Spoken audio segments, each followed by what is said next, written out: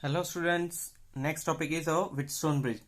Wheatstone bridge is a circuit or a network which is used to find an unknown resistor. Whenever you are having an unknown resistor, to find its resistance practically or theoretically, you are using the Wheatstone bridge. Okay, let us draw the circuit of the Wheatstone bridge. There is a battery attached. Okay, it is attached to a network. Okay.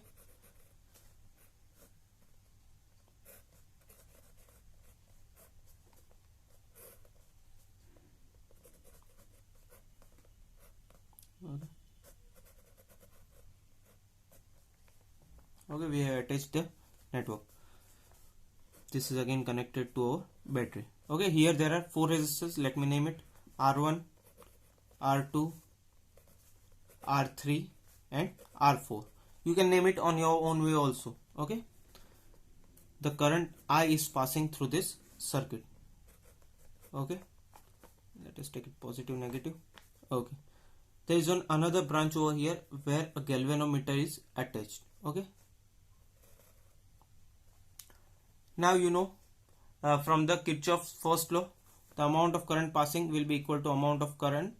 The amount of current entering this junction will be equal to amount of current exiting.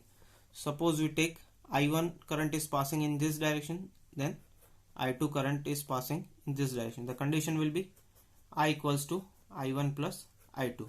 Okay, so I1 current is passing in this direction, I2 current is passing in this direction. Okay, now on this junction, suppose there is Ig current passing through this galvanometer, Ig, then what will be the condition? The amount of current passing will be amount of current exiting. So here what will be the current? It will be I1 minus Ig. Okay, can I write? The current in this loop will be I1 minus Ig. Okay, similarly here Ig will come out. The amount of current entering this loop will be amount of current exiting this group. So this will be I2 plus Ig. Can you understand it? Here I current is entering, Ig and I1 minus Ig is the exiting current. Here Ig is coming in, whereas I2 is also coming in. So exiting current will be equal to I2 plus Ig.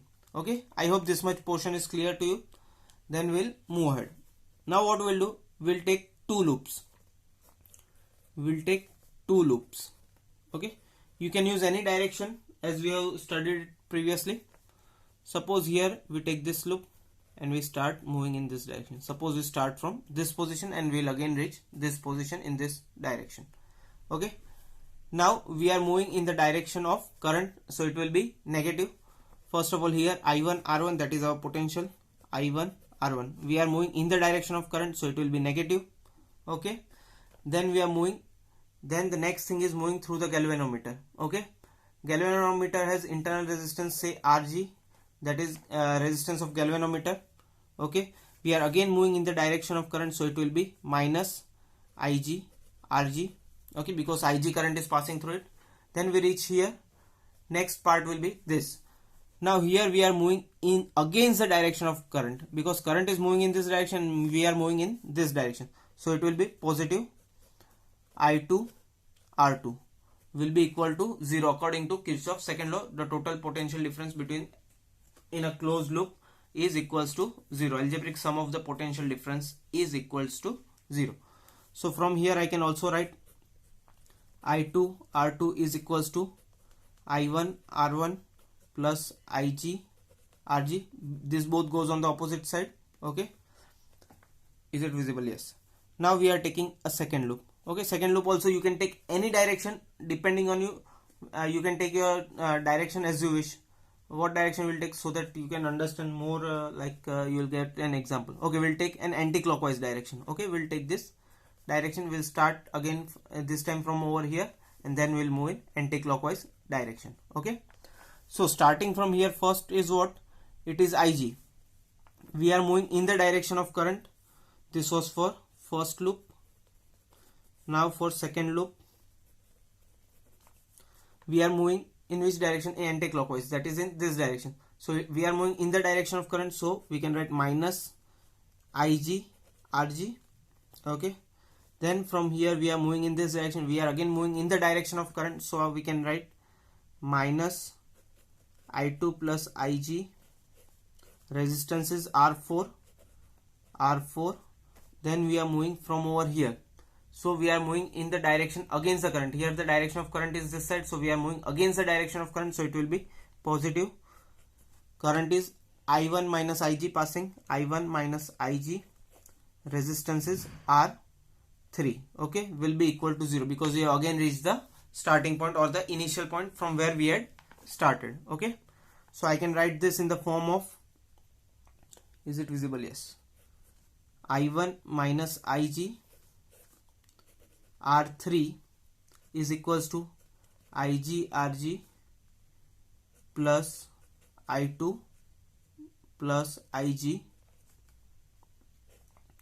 R4. I hope this much is very clear to you. Just I have taken this on the opposite side so that the negative becomes positive, okay. Now we have a condition of Wheatstone bridge. What we need to do if we want to find how to find an unknown? We have 4 resistors R1, R2, R3 and R4. We will be having R1 and R2 as known resistors. We should be knowing the value of R1 and R2. R3 will be our variable resistor. Okay. Variable means what? We can vary the resistance of this resistor.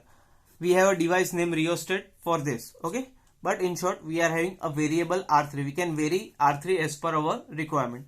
And R4 is what? R4 is the unknown resistance that we want to find, okay. Resistor whose resistance we want to find. So to find this, we need a condition. We need to make the potential difference between this point and this point equal, so that there is no potential difference between these 2 points. Let us name it A and B. The path in which there is a galvanometer, we need to make the potential difference as 0, okay. If the potential difference between this path becomes 0, there will be no flow of current as the potential difference is 0. Current can only pass if there is a potential difference. So the current passing through this system will be 0.